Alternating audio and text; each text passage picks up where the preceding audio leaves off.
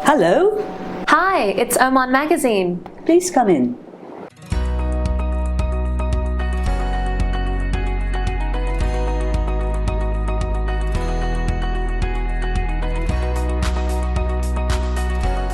Welcome to the very first episode of At Home with Oman magazine, where we give you an insight through the keyhole into the lives of people living here in the Sultanate of Oman. Today, I'm very excited to be joined with Maggie Jeans OBE, who is coming up to her 30th anniversary of living here in Muscat. Maggie, it's so great to be here with you today. Very pleased to welcome you. And also to be in this beautiful house. Thank you. I'm very lucky to live here. It's in a great location, as you can see. And how long have you called this place home? This particular place, 12 years. 12 years, gosh. Well, for myself coming to experience it, seeing that incredible view outside with the sea must be something quite wonderful to wake up to. Yep, and very great to have a garden that goes down to the sea. Very unusual, really. And it's not just a home for you. Today we're also joined by Tayar, who is sleeping so beautifully here. My Saluki, Tayar. If you want to be in the film, just look up. There you go. There's your opportunity. 5 minutes of fame. Yeah, Tayar. Yeah. There you go. He's lovely. How long has Tayar been your companion here? He's been here for 5 years. And what would you say about your life in Oman? How would you describe your day-to-day life? What is life like for Maggie Jeans here in Muscat? Well, first of all, 30 years doesn't seem like 30 years. I think time flies in Oman. I don't know why that is. I'm very busy with lots of interesting things and interesting people.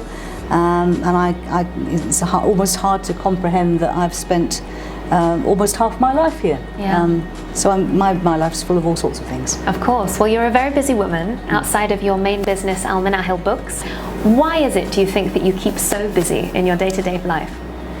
I think I've always been somebody who liked to be busy, actually. And to be honest, my husband died 3 years ago, and the best way for me to cope with his loss was to stay busy. So I think, if anything, I've become even more busy in the last few years. Yeah, well, talking about your lovely late husband, Professor William Jeans, Bill, as you like to call him, what was life like for you and Bill when you first got here to Oman? What was life like back then? It was very different, Oman, in those days, because, well, first of all, it was a very hard country to come into to visit because of regulations. There was no concept of tourism, and it was hard to get an NOC just to come into the country. So everyone here was here because they were working usually, or they'd been invited by someone, and we were at the university campus. Talking about Bill as well, I know you have a lovely boat and used to go out in the boat quite a lot. Boating was a major part of our life in those early years, because we were inland at the university, and so a trip down to what was the Capital Area Yacht Club, where the boat was put in the water on a trailer, not like the modern marina we have nowadays.